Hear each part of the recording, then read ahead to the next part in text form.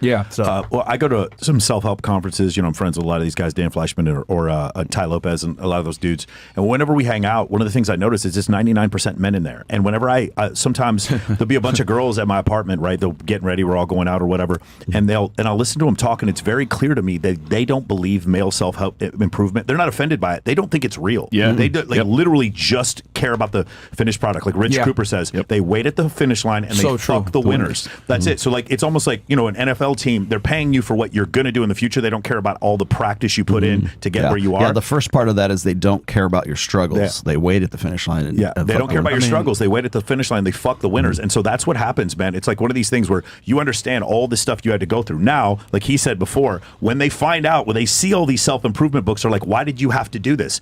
Don't you just get it? And the problem is now, back in our ancestral past, all the way just say back in the 1950s, we had a process in this country, or in this, just in world in general, where you had a rite of passage as a man, and then that way you would get it. And that would be like going through Marine Corps boot camp, or it would be like some initiation when you're on the football team and they tape you to the goalpost, or you carry the seniors. Hazing is good. Yeah. This guy, not the pseudo-homosexual shit, but the basic hazing, like making somebody carry water or whatever, that's normal. Do push-ups, rookie. That's what they did to us when we joined the military. And I understood that. There was a rite of passage. As fewer and fewer men go through that, fewer and fewer men will get it. And then so more of these men are going to require some level of self-help in order for them to get it. No, women do not give a shit that you don't get it, and they're not going to help you get it. Facts. They're not going to teach you. It doesn't make any sense from an evolutionary standpoint, from a woman who's a perfect 10 to give you advice on how to fuck a 10, because then everyone would fuck her. That doesn't make sense. Yep. That is not how it works. You don't ask the deer how to catch a deer.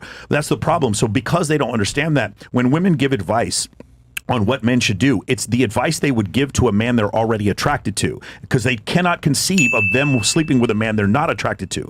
But if you go through years of self-improvement looking at guys who studied social circle or intersexual dynamics, you see men who weren't able to have sex with women, and then they were able to have sex with women. For us as men, we can conceive of that because we can conceive of male self-improvement. Women do not conceive of male especially because the very men attractive must one. become and women just are. Because they do not conceive of male self-improvement. What happens is they just think it just happened, and they think you were always like that. My girlfriend told me the other day, she's obviously 24 years younger than me, and she's like, she was looking at pictures of me when I was her age, and she was like, oh, you were hot, I would have gone out with you. And I'm like, no, the fuck you would.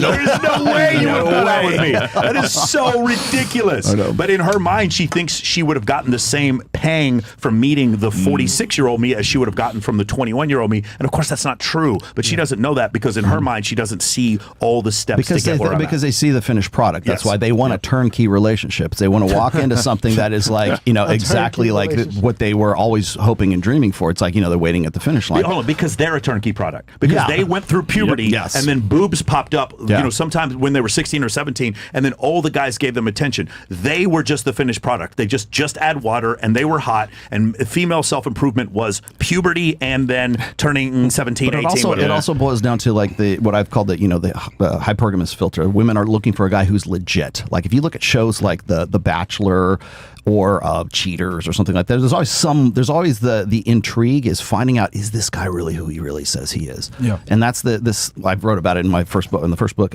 Indignation. It's like the women love that sense of indignation, especially when they're trying to figure out if a guy is the real deal, if he's authentic, if he really is who he says he is. That is why The Bachelor is in its 28th season right now, because it's a formula that has been around since we were running around in the sub-Saharan African savannas, back in the day. Is this guy really who he says he is? And if they can't get that in their regular lives, they will find it in their escapisms. But the thing is, the reason why they do that is because, well, first of all, it's a survival mechanism. They want to find that. But it also goes back to looking for the guy who's already the made man. Is he really who he says he is? And if you had to learn it, then that disqualifies you from their consideration immediately, because you're not actually the real deal, the real alpha. If you had to go from being like a nothing to being something, they don't want to know that you were a nothing at some time, because they wouldn't have had anything to do with you when you were in your high school years, but they will have something to do with you now that you're in your 30s or your 40s. We were talking on the I think it was on Adam Sosnick's show. Remember when I was telling you about how how old are you now? You're 36. 36, and you are 46. 46, and I will soon be 56 in April. Okay, there's 10 years difference between all of us. They're asking us about, like, if you're dating a younger woman, Like, why? What would you talk about? What would you possibly have anything to say to her? You know, you're going to have an intellectual conversation with that girl. They have everything to talk about because they have all 20, 30 years of learned, lived experience and stories and everything Life else. lessons, everything. That's why those guys who are women's peer group age, like say they're in their 20s, they're not good conversationalists because they have no lived experience. They have no stories to tell that keep them engaged along with that. So when we're looking at like the differences between ages, these guys are already made.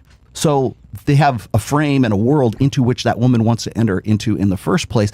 And so the question, is this guy really legit? Is he who he says he is? That's answered hands down. They already know with also, certainty. speaking isn't always it as well. It's also the environment. And you being a made man, which means you can have access, which you didn't have before. True. So having that environment, having that lifestyle, but it still speaks for itself. Congratulations. Now you know why we named it Access Vegas. Michael, I want to ask you this. You probably have this very similar experience. You know as well as I do that not every woman is going to be into a successful man. No matter how high available is, there's some guy. Not a particular one. Yes. Yeah, exactly. Like, women are very can be quite picky, right? Yes. Or they have multiple attraction triggers. Yes. Hundreds of them. You said this the other night. Yes. So even though he's a very attractive guy with lots of options, not every girl's going to like him, right? Yeah. How many times have you been with a girl and she's into you and she immediately assumes that every girl on the planet therefore must be into you? Bro, it is crazy. We did this experiment where we asked girls, and we're like, how many of your female friends, how slutty do you think they are? And because women do this, when they're attracted to you, they think every woman is down to fuck you immediately. Yep. They think when a woman is attracted to you, they start believing you come home and there's 9 women just waiting to have sex with you. And it's one of the weirdest things. Like,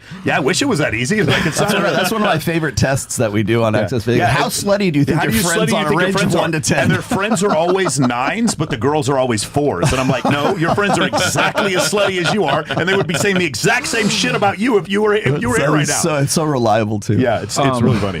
Yeah, I mean, it's just, and that just goes to that just goes to show what we've discussed so many times about women is that they're extremely solipsistic. The way I think is the way that the rest of the world operates as well. Yeah. And going back to that is, I think guys really need to understand this because you were talking about rejection earlier. I didn't want to interrupt. Some guys just got to understand that rejection is a part of the game, and you're just not going to be the look for some girls. Like some girls are just going to reject you off rip, no matter how handsome you are, how tall you are, how much money you have, etc. They're just going to reject you off rip. Maybe you don't have a certain look that they like. Maybe they don't like the way that you're dressed. Yes. Maybe they don't like your voice. Like, women will disqualify you for literally fucking anything. As a matter of fact, I wish I had the clip here, but a woman literally said, if you have an Android, don't pull that out in front of a girl. I can't, and she said, I can't tell you how many times I've talked with women and they said that they rejected a guy just for having a fucking Android phone. Yeah. Like, and this goes to show you guys the amount of abundance of options that modern day women have, where they have the fucking luxury of turning you down because your texts are green. That's wild to me.